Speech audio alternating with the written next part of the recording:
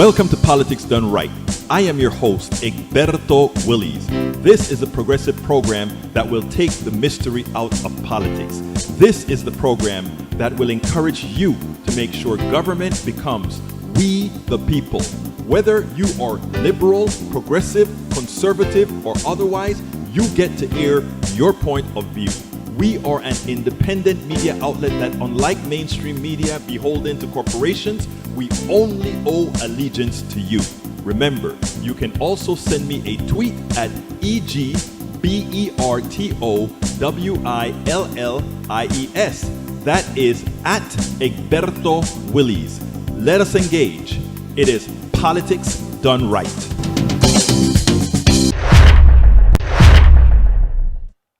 Well, folks, welcome to one more edition of Politics Done Right. I'm Egberto Willies, your host. Where do we start? Where do we start, people? Those of you who stayed up last night to watch the debate, we had some fun last night. After the debate, we came on air and we had some fun with all our good people. You know, we decided, you know what? Let's go ahead and do it. We had some fun. But hey, it was difficult as hell, brothers and sisters. According to, first of all, welcome aboard Bruce, welcome aboard Paul Fleming, welcome aboard Bruce Pollard, AVQ, Michael Rudnin, and of course, Paul Fleming checking in from ATL, Bridge, MCP is with us as well. Oh, people, this is America. How do you feel about the debate? You know what? I have the phone number on as well as the link for, actually let me go ahead and put the link for the show should also be in an area. Hello, Linda E. Welcome aboard. What I'm going to do is earlier on, I'm going to just put the link up here just in case somebody wants to call in. Most of you always, including last night, we only had 2 people call in. Most people wanted to do everything by text, but that's fine too. I love you all no matter what you do. Here is the Zoom information. You can either come in via telephone number 346-248-7799, code 254-600-9091, or just click on the link that I just placed both on YouTube, the inside of Facebook, and everywhere else if you want to come in as well. That was a debate. Well, it wasn't a debate. It wasn't. I don't know what to call. What? Give me some messages in there. What would you call what occurred last night? I don't know what it was. All I know is that if you take a look at the papers around the country, it doesn't speak well for who we are as a country. It does not speak well for who we are. So I am going to start the show with the deconstruction. The person that I love to watch deconstruct what occurs more than anybody else is a guy named Steve Schmidt, former Republican, and I want you to hear what he had to say, and then we'll take it on the other side. Brother Steve Schmidt is back with a great critique on the debate where he pretty much annihilated Donald Trump. Check this out. Let's take it on the other side. Well, I think that this debate was a debacle for Donald Trump, and I think it's the beginning of the end of the presidency. What you'll see in the next couple of days is movement by at least a couple of points, probably outside the margin of error, and you'll really see the gravel start to slip and all of this start to go down. One thing you won't see tomorrow is any United States senators out there talking about what a great job Donald Trump did tonight. So let's just back up for a second. What this was tonight was a disgrace beyond any ability of any of the three of us to articulate. It was a national humiliation. You saw a president who was unhinged, lying, sweaty, disheveled, angry, petulant, and most important of all, completely incapable of making any type of argument about why he should have 4 more years. He appeared to be crazy for most of the debate. And so Biden had some great moments on COVID, on the economy, on the military that Trump called suckers and losers. And the reality of 2016 is this. Whomever that race was about was the person who was losing the campaign. And Donald Trump was losing that campaign for 98% of the race until the last week, when James Comey made it about Hillary Clinton, just enough that Donald Trump won by 78,000 votes. There is a mythology about the 2016 race that the polling was wrong. The polling was not wrong in 2016. The polling showed that Hillary Clinton would win the popular vote by about 2.5%. Now, she should have been in Michigan. She should have been in these other states. The Hillary Clinton campaign shouldn't have stopped their polling operation in September. That's all water under the bridge. Here's the point. 2020 and 2016 are different elections, and everybody in the media is understating Biden's strength right now and overstating Trump's because no one wants to be wrong again. Joe Biden has the biggest lead of any presidential candidate in the modern era. It's the biggest, the broadest, the most durable lead that you've seen in the modern presidential era, and that lead is going to get bigger, not smaller, after this debate. What we saw tonight was, no pun intended, the real Donald Trump, and he's completely unhinged. You saw tonight the first American in 4 years to stand on a stage with this lying, blustering buffoon and try to hold him to account.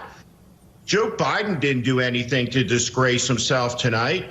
And when you have somebody who's up there breaking the rules, has no compunction whatsoever about doing anything at any time so long as it benefits him, that's what you get. But this debate was about one thing in the end tonight. One thing that matters happened in this debate tonight. Donald Trump intimated and threatened violence against this country if he loses the election. Make no mistake about it. It's exactly what he did, exactly what he meant at the end. And these Proud Boys are a white supremacist neo-Nazi group. And before we got 1 hour after this debate, they have a new shoulder patch for their camouflage outfits, right? They call them to violence. And that is the biggest takedown of Donald Trump that I heard on throughout all the networks. He was so coherent in stringing it all together. Donald Trump threatened America. Donald Trump looked unhinged. Donald Trump was completely looking crazy. No one can say it any better. Steve Schmidt, it's just about over. Okay, let me go to the phones. 828, come on in. Oops, no, that's not what I want to do. Let's see. 828, come on in, 828. I turn it down so that we don't get the double speak. Come on in, 828. Hey, Egberto, how are you? All right, who am I speaking with? This is Hope in North Carolina. Hope, how you doing, Hope? I'm doing great. Hey, I thought that was a good debate last night. You thought, okay, explain, please. Well, I mean, I managed to send the president a mask today. It's a white satin KKK hood, so that he'll be well protected for the next debate. And, all I can say is God bless Mary Trump for writing the book, because I think that was part of what's really put the president on defense. I think that's been a major embarrassment to that family. Yes. And, all we need is 2 or 3 more of these debates so that he can really show his what, because the country is I think united, Proud Boys aside. And I live out here in North Carolina in the western part of the state, and there are plenty of those groups around, but and they're pretty severe people, but you'd have to be double crazy to listen to what the president said last night. I think, look, you're so right, my dear. I have two videos that I'm playing afterwards when I'm done talking to you, where I'm going to show what's happening. There are a lot of good Republicans out there that don't fall into this white supremacist mentality or any of that. And I'm playing two of them as soon as I get off with you that I think you're going to like. Okay. Well, fantastic. And thanks for all your work. I mean, you've been putting out a lot of fantastic stuff over the last month, and I think it's awesome. And I really wish, I mean, I just have to say nothing against Joe Biden, but I really wish that Senator Sanders was still in the mix of things, given Yes. everything that has still happened, because I think he'd be doing a brilliant job. So that's the only thing about the debates that really makes me a little bit sad. But other than that, I thought it was a good debate, and that's my response. Well, Sean King had something interesting to say. He's like, "My God, I wish it was Bernie Sanders who were answering those questions, or the ones who was talking to Donald Trump, because he really thinks he would have put Donald Trump in his place." Yeah, I do too. I do too. Well, But, Hope, I mean, thank I, you. I think, Go ahead. yeah, no, I think that Vice President Biden did what he tried to do. I think, you're kind of up against a real whale when you go in that arena, and it'll be interesting to see how they behave in the next round. So We'll, thanks for the coverage. The we'll. coverage has been great on your part. Thank you so kindly. Hope you have a wonderful day. Okay. All right, you too. Bye Take bye. care now. Bye bye. All right, folks. That was Hope from Carolina del Norte. Now, go ahead and people think, well, these debates don't have any issue. They don't change minds or whatever. What they always do is take care of those people that are on the margins. They can say, you know what? I've had it. I know what I needed to do. Now I am sure what I need to do. Check this out, and then we'll take it on the other side. I want to introduce you to one voter who we met last November. Her name is Katie Morse. She's a mom of two, and she voted for Donald Trump in 2016. Now, she has since come to regret that vote. And I want to play you some sound from when we first met her almost a year ago, when she was conflicted because she still felt aligned with Republican values and wasn't sure what to do next. Take a listen. I feel like on the Democratic side, it's so far, I think they're just so concerned with going so far left and like getting all these people who are on that side of it. They're not willing to kind of see us people who are kind of in the middle. And Craig, I have Katie with me here today to get her reaction to what we saw last night. Katie, you are a mom of two boys, and you told me you felt a little bit of kinship with Chris Wallace last night. Absolutely. I don't think, every parent in America or elementary school teacher saw that childish behavior going on the stage. Katie, we just played some sound from last year when you were saying you didn't feel like the Democrats were focused on voters in the middle like yourself. Right. Today, and after what you saw last night, which candidate, which party do you feel like is doing a better job reaching out to moderates like you? Well, I definitely would say the Biden campaign is. I thought he really spoke to the American people last night. He looked directly into the camera, was empathetic, really tried to place himself, I felt like, in our shoes. And he really stood up and, did his best to brush off any of the Trump attacks. Now, the suburbs, particularly in Michigan, are always crucial to elections. Donald Trump has been targeting particularly what he calls suburban housewives. Right. You are a mom living in the suburbs. How did you feel about his messaging last night? And you and I have talked a lot about race in particular as an issue that's important to you. I just found he was really offensive as an educated professional in addition to being a mom. I mean, just the fact that he wants to cut out diversity training, says those are sick ideas. What's a very sick idea is the fact that we're not talking about diversity, whether it's racial or socioeconomic or religious diversity. That's what we need, and we need to embrace it. If we really want to make America great again, we really need to embrace all people and ideas. And the suburbs here in Grand Rapids are changing. How do you feel about that? I think it's great. I want my kids to grow up in a really diverse environment. I want them to think about different ideas, formulate their own opinions. So I think I embrace it and encourage it. We spend a lot of time deconstructing the news. Now, you take a look at that woman, right? She's a moderate Republican. It's clearly evident. But those are the people Donald Trump thought were the people of 1955, how people like her would have thought in 1955. It is wonderful that we have a whole group of young people now who sees the world for the way it really is, who understands humanity as it really is and not the fiction that was created by those few men so that they could create an economic system based on the degradation of people to enrich just a few. She is the embodiment of the future. And a future where everyone feels a camaraderie. A future where everyone loves and understands everyone's humanity. That woman there, that's the future. And that is what Donald Trump fails to understand. He is still trying to crop a new group of people that keeps the old stuff from the past. The old evil stuff from the past on which this economic system was built. And they will fail because good women like that is the future. And check out this guy. This guy is saying, I've had it, and I'm a military guy. He's been voting Republican all of his life. He is a military veteran. He's a former Army Ranger. And Mitch, first I got to ask, did you even get through the whole debate last night? I would like to say that I did, but no, I couldn't watch. It was disappointing. It was embarrassing. It was disturbing in equal measure.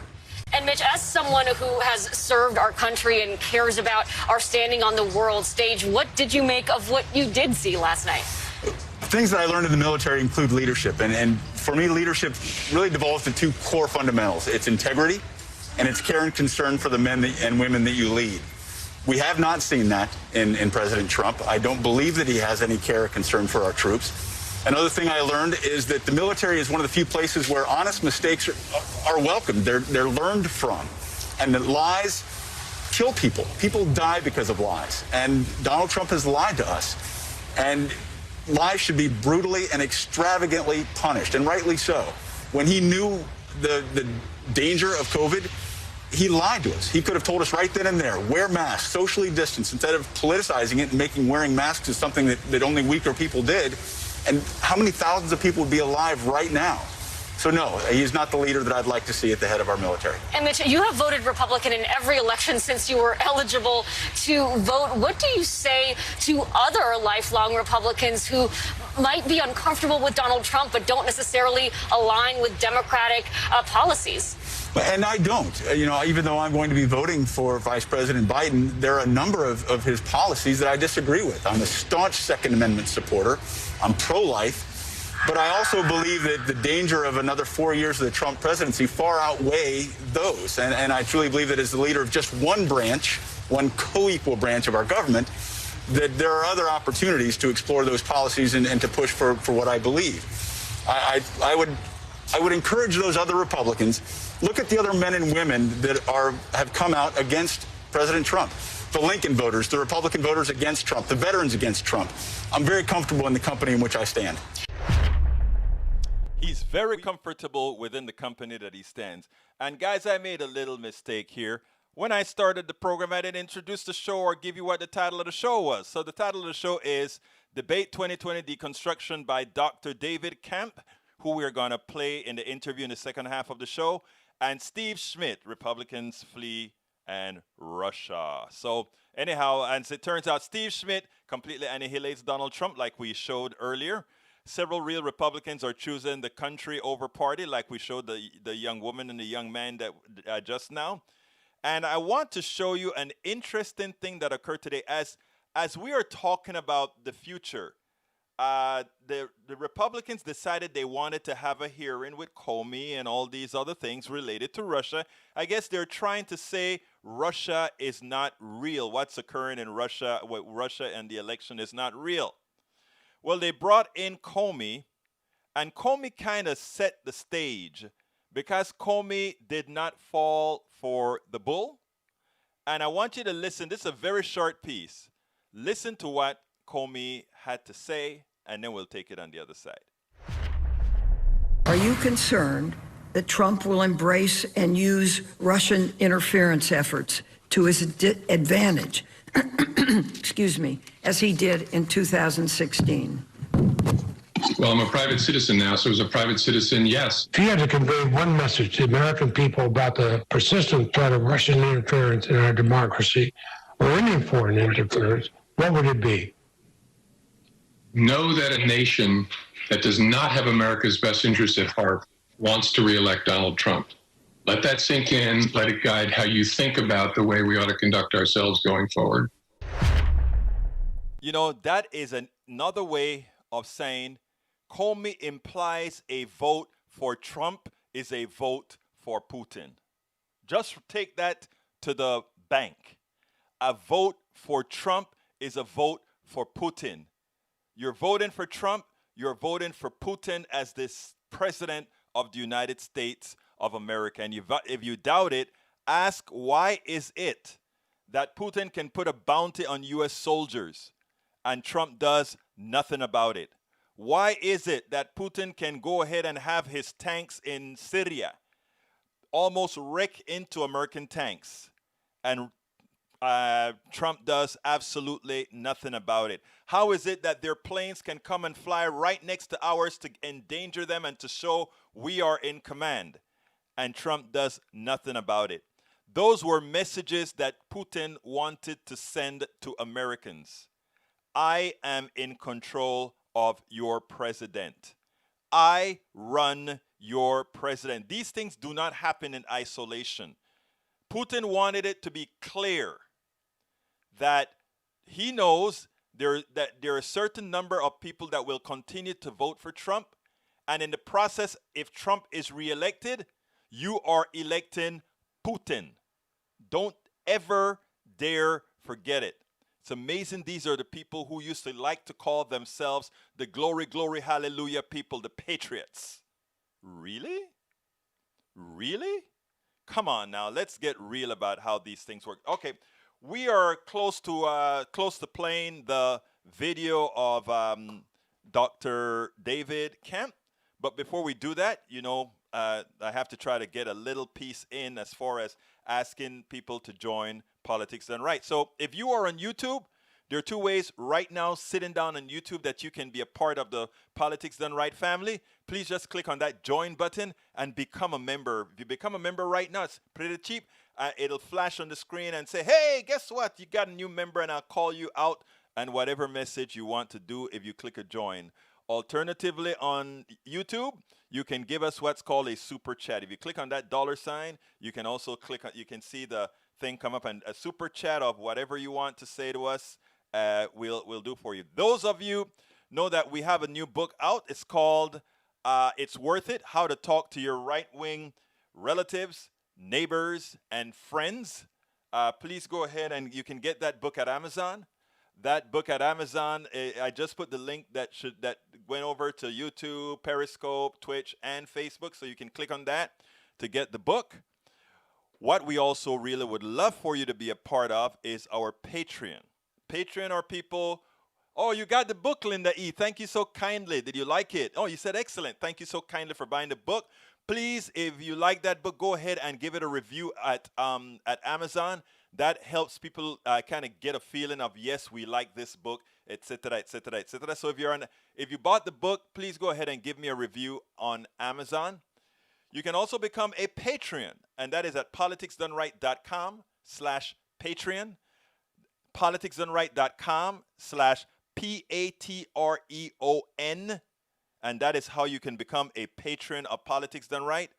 And let me play a little video that I just did to kind of tell you what we do, because every now and then I forget to say something or whatever. So let me just go ahead and play this video here, and then I'll continue with my pitch for about 30 seconds, and then we'll go into the interview. We spend a lot of time deconstructing the news, trying to parse it into a form that everybody can understand. We try to find those little nitpicks where it flies above the fray, etc. If you really like these videos that we do, please join if you can. Thank you so kindly for watching. Keep watching. Please remember to share. We must populate the entire internet with our progressive message, a message that we know is what most Americans say that they want. So help us, please join. Anyhow, folks. So again, if you're on YouTube, you can click on join. If you're on and oh, I didn't put. And if you're not on YouTube, if you're just on Facebook or anywhere, you can still join our YouTube. I think our YouTube membership is kind of like the cheapest one, and we'll do some fun stuff. There is a link. Go to politicsdoneright.com/YouTube. Politicsdoneright.com/YouTube. Anyhow, folks, I have an interview this morning. I said need to get somebody to talk about the debate. You know, I think we need to get other people's input as far as how they saw the debate. So I got this stuff. I got this man is Dr. David Kemp. He's a facilitator, a discourse, somebody who teaches how to do real discourse. And I decided to go ahead and say, let's go ahead and interview him and see what he had to say about the debate. So here comes that interview, and then we'll take it on the other side. Here we go. Welcome to one more edition of Politics on Right. I'm Egberto Willis, your host. I'm here with Dr. David Kemp. Dr. David Kemp is what I like to call an orator, a discusser, a talker of items of importance to our national dialogue. Welcome aboard, Dr. Kemp. How are you doing today? I'm doing fine. It's great to be here. Great. Well, look, last night's debate. How would you characterize last night's debate? Well, I think it's kind of sad, really. I'm not sure that advanced anything. I think that while we know that a lot of people have made up their minds, I do think that it is useful for these debates to elevate us, to give us a sense that we're part of something larger, that they're in a larger tradition of American political discourse. And that debate did not do that. So I think I think a lot of people feel vaguely unclean about it and dissatisfied and not informed. So I don't think it accomplished that goal of having a national ritual that we can all get behind and feel like we're part of something that's been going on for a lot of years. It did not accomplish that. So that's unfortunate. Now you were someone who works with major corporations, et cetera, in trying to foment, create good dialogue among people, maybe adversaries or otherwise. There was no sense that in that particular discussion, even using the moderator, that somehow we could have gotten to that plane where that could begin. Your thoughts? Right. So I think that's right. But I think what's important to lift up is that there's a distinction between the debate that we perhaps need in a public setting so we can analyze candidates, and a dialogue which we need to have in private settings or even corporate settings. So here's the difference, and it's this important distinction to notice. A debate is a system of exchange in which your objective, each person's objective, is to find out what's wrong with the other person's point of view and to potentially lift that up. And you're not really lifting it up for them, you're really lifting it up for the sake of onlookers in most cases, right? So now there's a value in that. That's because people need to make a choice about who to vote for, and highlighting differences is valuable for that. When we as citizens or members of a community or members of a company are in actual in community with other people and trying to come to common decisions, we need to be in a more of a dialogue mode as well as debate mode. So if I'm talking to you, we're working for the same company, we're managing a company, I need to figure out why do you see something differently than I see it, and what's true in what you're saying, and you need to look at what's true in what I'm saying so we can make a collective decision. That's it. We're more of a dialogue mode than a debate mode, which is what we might need to do if we're squaring off our ideas so that other people can choose between us. So I would say that the thing last night was not edifying, but it's a debate anyway, and it has a role in our culture. But it's not. They should not be trying to have a dialogue. They should be trying to have a debate. But even as a debate, it was pretty god awful, actually. Now, do you think that was planned by the president in order to maybe make it so chaotic that we really don't discuss the issues, which would really then have to discuss his failures? Well, I would say that's very possible. It's hard to know. I think the difficulty with understanding his behavior is that on the one hand, he is a kind of a shrewd, savvy media manipulator, so it might have been on purpose. But on the other hand, he's also a very impulsive person. And so it's hard to know whether or not what you saw is a result of a kind of impulsivity. Like he's thin-skinned, he's impulsive, and he wants to lash out and defend himself at every turn. So it's hard to know. I certainly think that one of the impacts of his behavior, whether it was planned or not, was to depress some people's vote. Like I think, like from a political analysis standpoint, I think that kind of behavior does not endear people to him. It might fire up some elements of his base, but he probably loses more votes than he gains. But it might have the effect of depressing people's enthusiasm. That also might be true. It's hard for me to know which is more true, but I think it has the effect of getting people less interested in the election. It's going to make a few of his base more interested in him because they like that pugilistic nature. It's going to make some people on the other side fired up because they say, we got to get rid of this guy. But then there's going to be some number of people who are like, oh, this whole thing is just ridiculous. So it's hard to know. I think we need to acknowledge the weights of all of those, but we don't know them.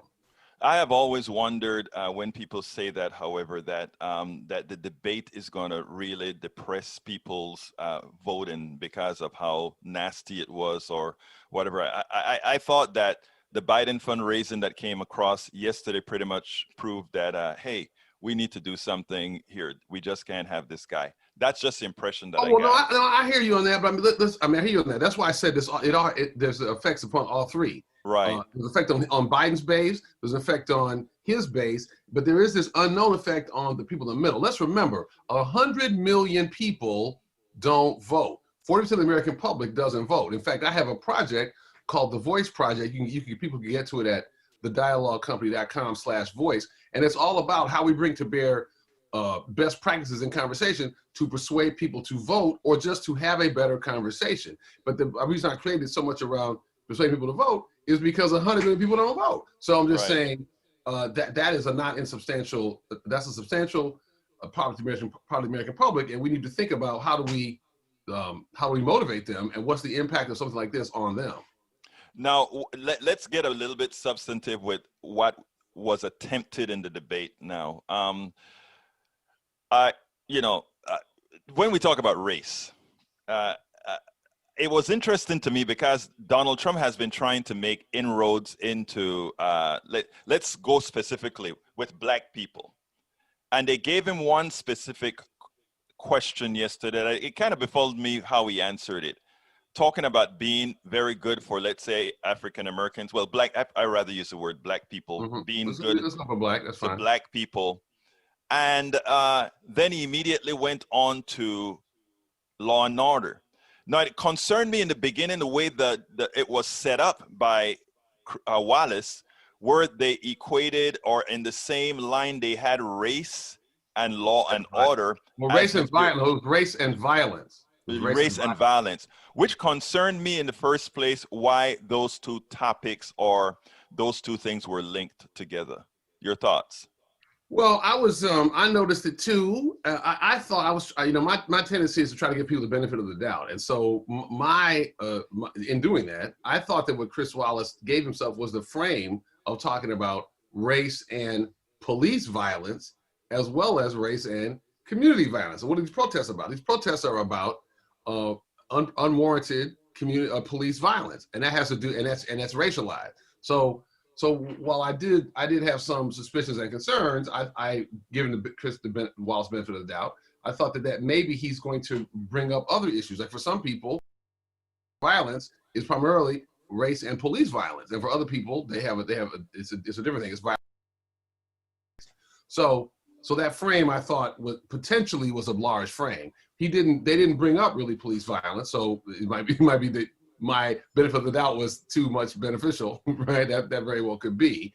But I think that what you saw was the way, and it was also the way that Trump moved the conversation. He moved it to the law and order and tried to get Biden to say, you don't even say law and order, which I think that was an interesting tactic. I mean, one of the things that, what he did, what Biden did was say, well, I believe in the rule of law, which is different than the law and order. So part of what is also just interesting to notice is that Trump knows that the law and order thing is a kind of a dog whistle. It's a dog whistle. He's trying to get Biden to say that. I thought Biden's attempt to Biden's avoiding that was probably smart. He probably should have said, yeah, I don't like to say law and order because it seems like the way that term has gotten positioned, that says that it seems like it's an it's a phrase that says we need to suppress certain groups.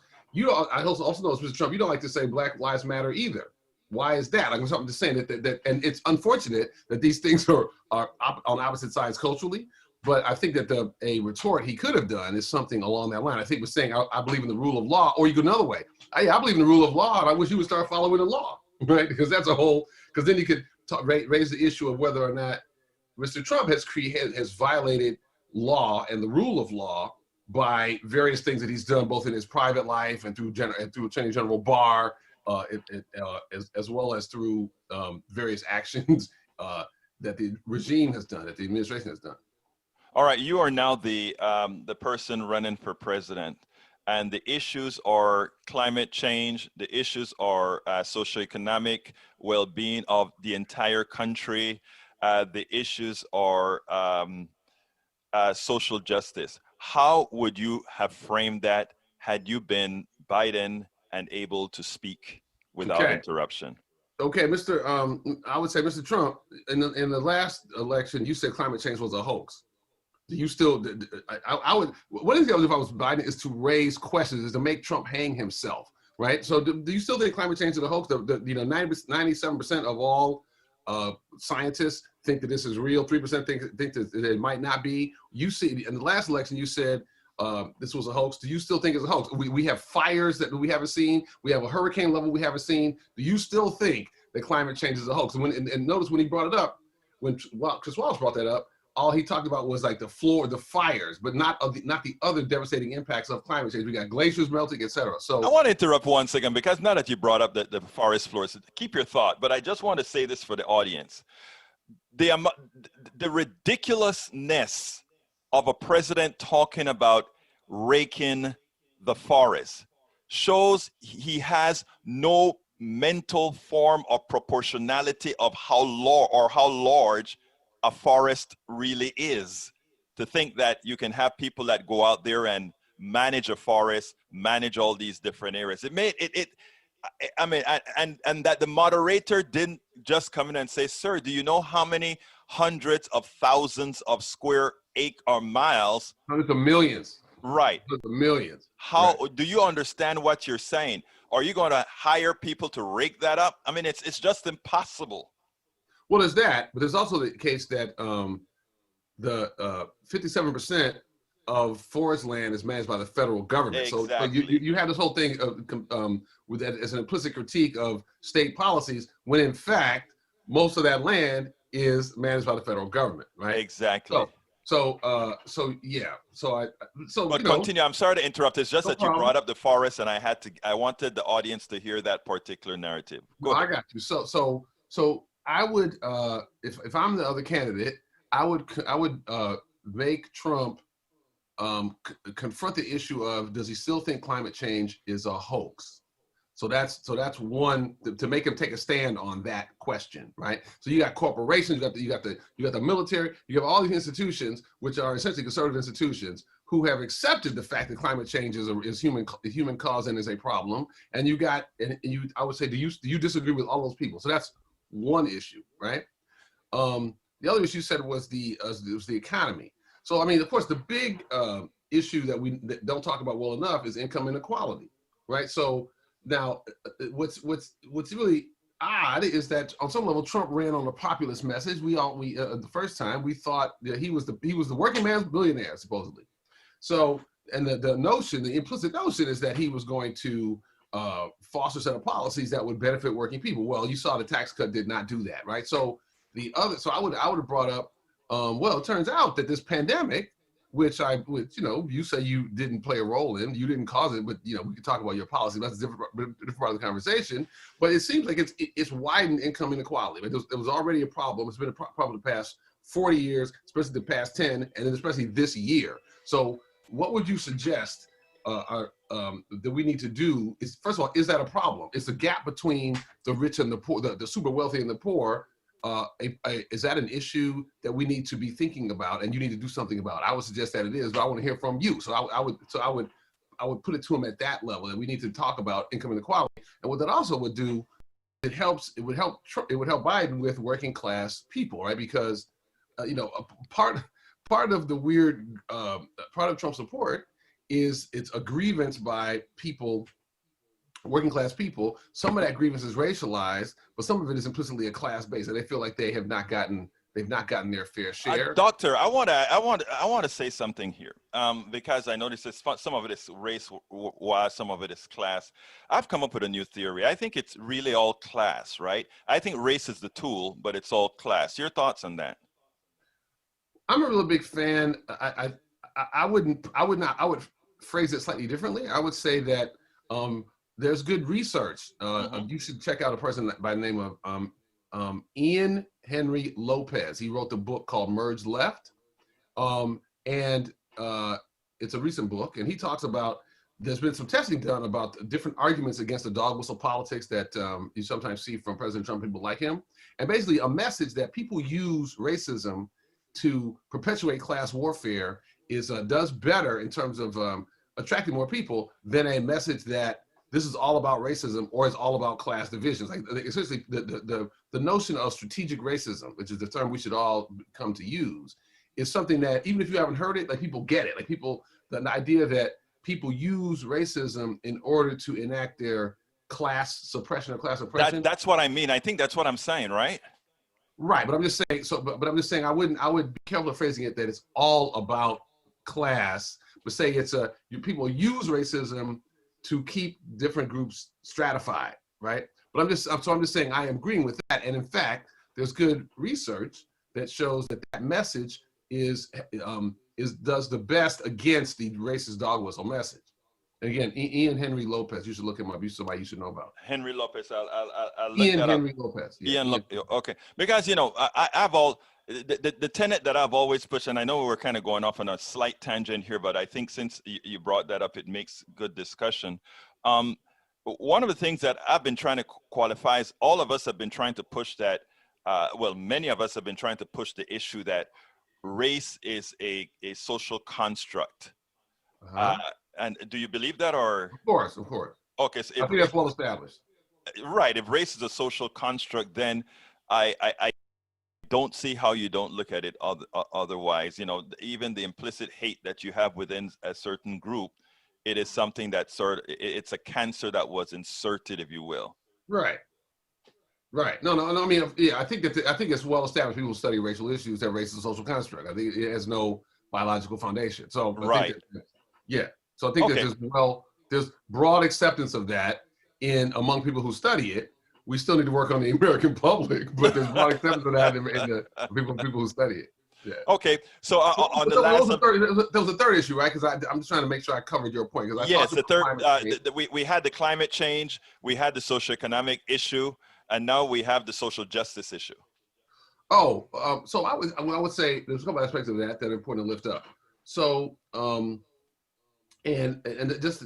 would just remind, as I'm going through this, that it's one thing for me to pretend to respond to as if I'm on a debate stage with Mr. Trump, right? But you would potentially have a different kind of discussion if it's the people who are listening talking to the people on the other side of the aisle in their own families and friendships. That's important to make a distinction.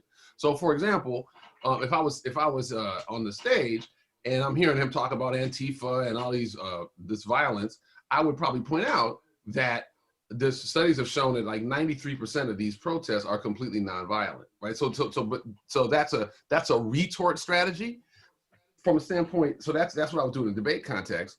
And for that matter, Trump's own administration is telling us that most of the violence, the violence we're worried about in society is on the right? Right. So that's what I would say from a debate standpoint. But from a standpoint of if the listeners to this show, your esteemed fans, it's really a question. You're talking to someone on the other side, you want to raise the question, what do we know about what portion of these events, the portion of these protests that are violent? What do we know from the government about where's the threat coming from the right or the left? That's an important thing to bring up as a question. Part of what we want to do from a dialogue standpoint is to, the fundamental thing we want to do is to raise questions about people's experience, right? Because that gives you a whole different conversation. We're talking about people's experiences as opposed to their thoughts. It's a different kind of a connected conversation. But even when you get to analysis of the world, you want to find a way to raise, what do we know about this? What do we know about where these protests, how violent they are, or where the threat comes from, et cetera. So, but if I'm on the stage, then I'm not coming to what we know. I'm trying to slam him. I'm having a different tactic in the conversation. Well, look, I appreciate you speaking to me. Last question I always ask my subject is, what did I not ask you that you would have wished I asked you? I wish you would ask me the keys to dialogue, the keys to turning a moment of disconnect to a moment of dialogue, because I spent a lot of time thinking about that. So I'll break that out briefly. Again, people can learn about me at thedialoguecompany.com.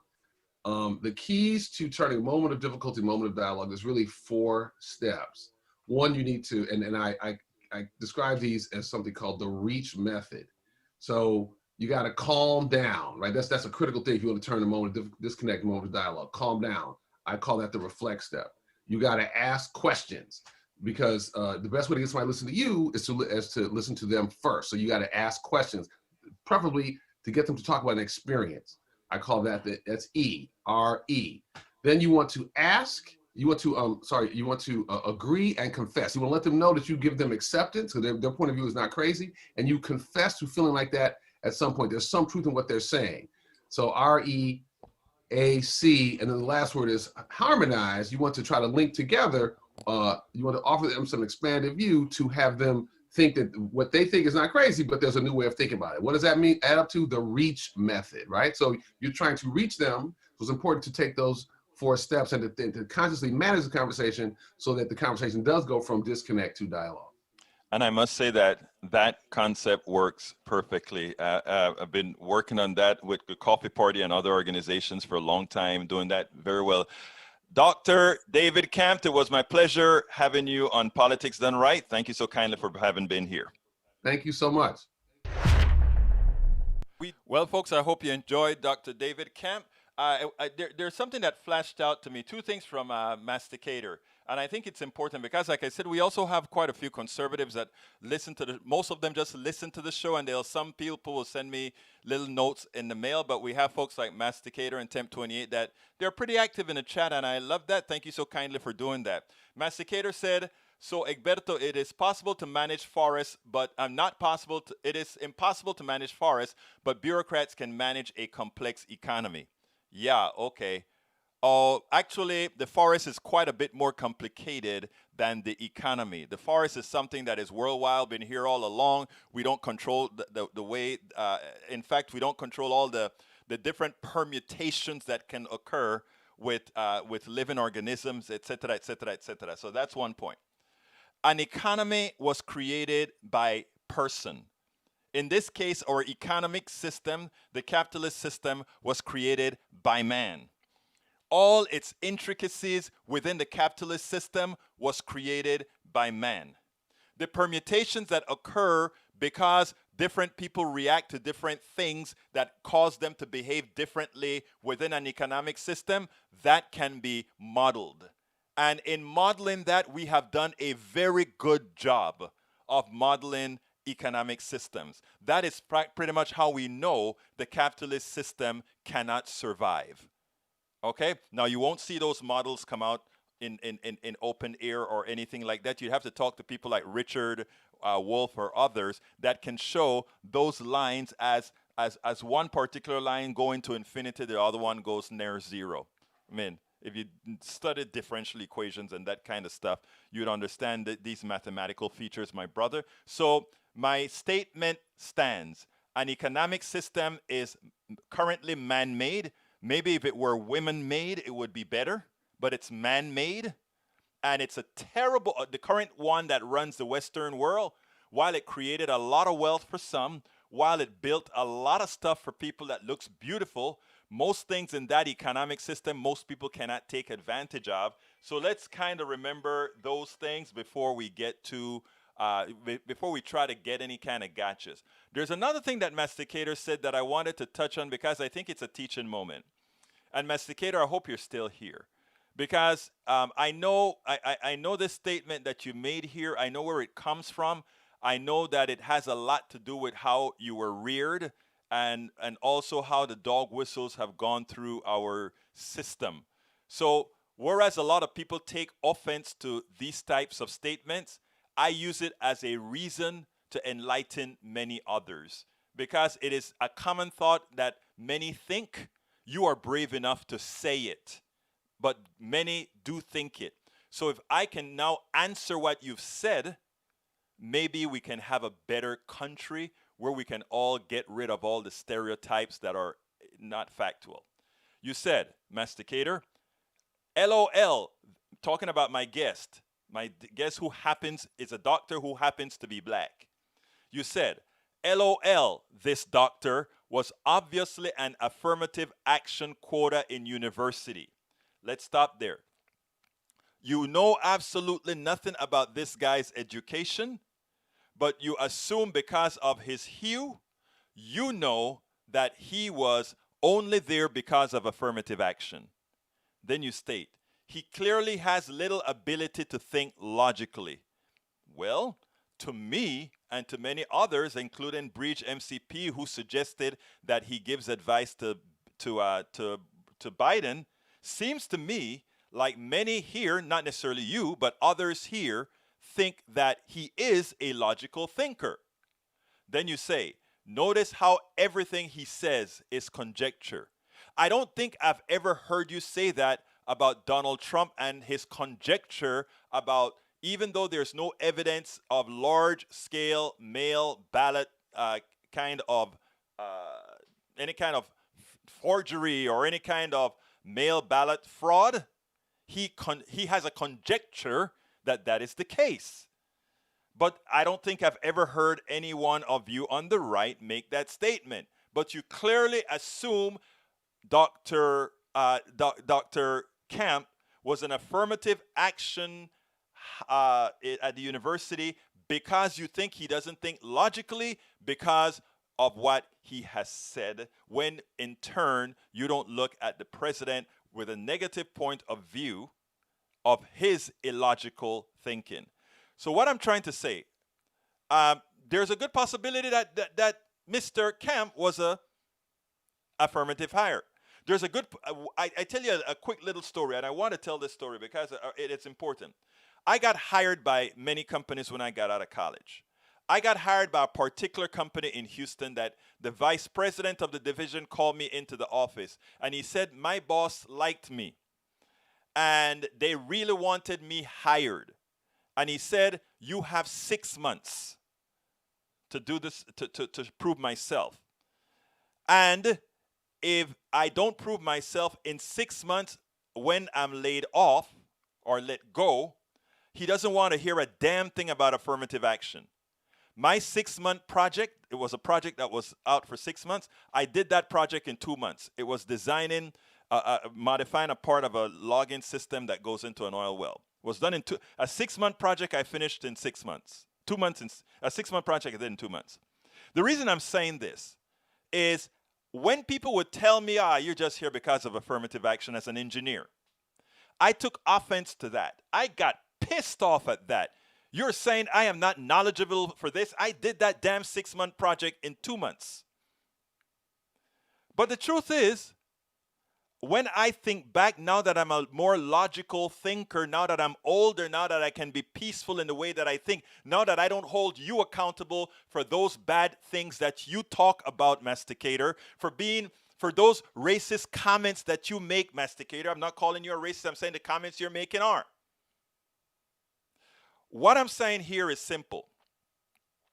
I was probably hired as an affirmative action person.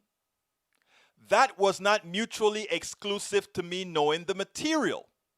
What is the reality that absent affirmative action, there's a good chance that company would have never gotten the chance to understand that I knew the job, that I was damn good at the job. Because just because of my hue, I would not have gotten that opportunity.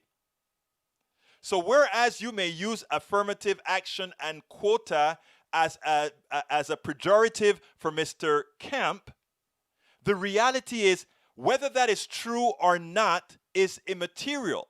because the product of that university was a successful human being with his own company, with his own policy, with the things that he does.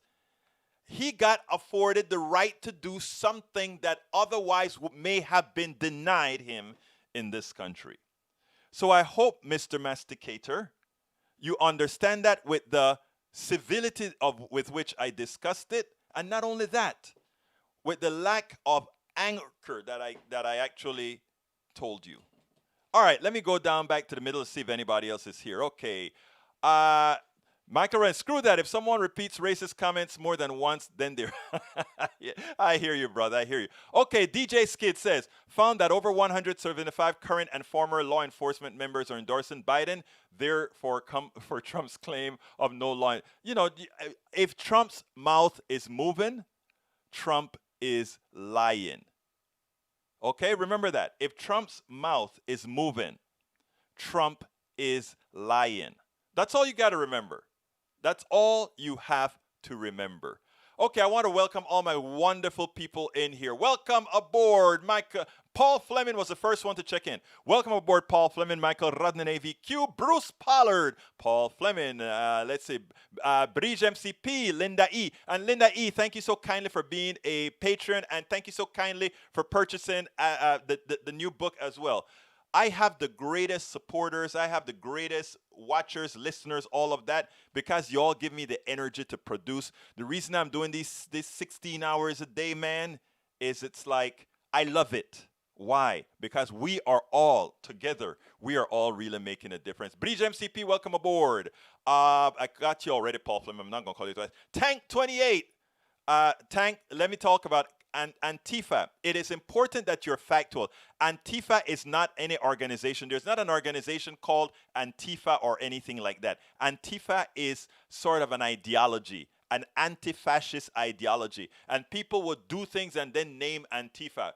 I'm anti-fascist. Okay?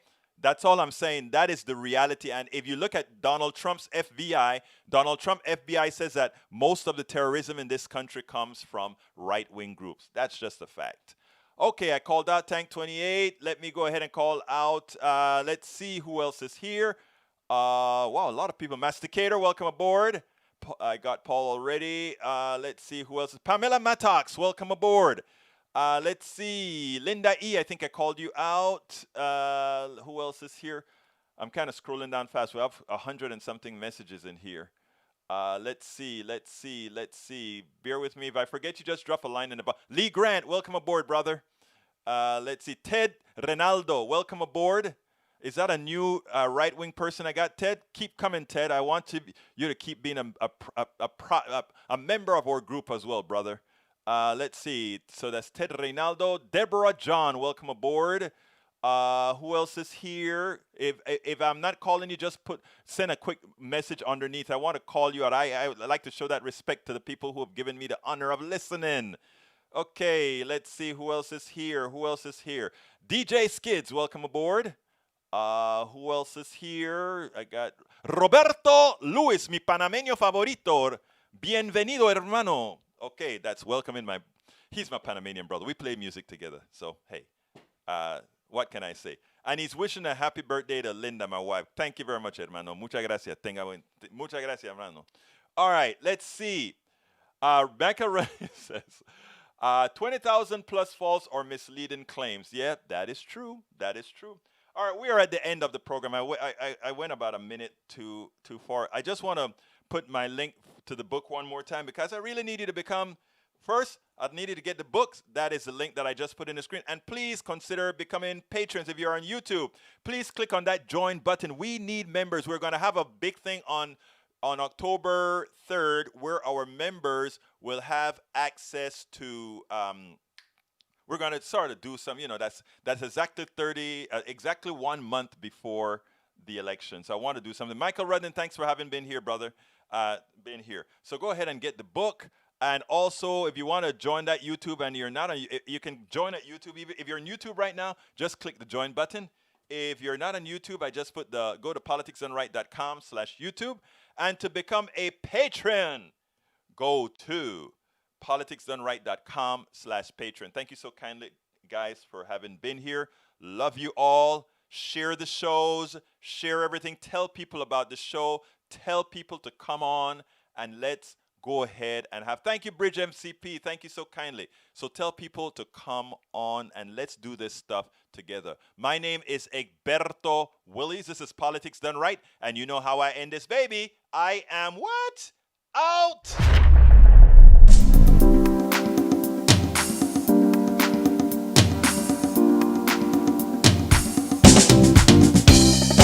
Welcome to Politics Done Right. I am your host, Egberto Willies. This is a progressive program that will take the mystery out of politics. This is the program that will encourage you to make sure government becomes we the people. Whether you are liberal, progressive, conservative, or otherwise, you get to air your point of view. We are an independent media outlet that, unlike mainstream media beholden to corporations, we only owe allegiance to you. Remember, you can also send me a tweet at EGBERTOWILLIES. That is at Egberto Willies. Let us engage. It is Politics Done Right.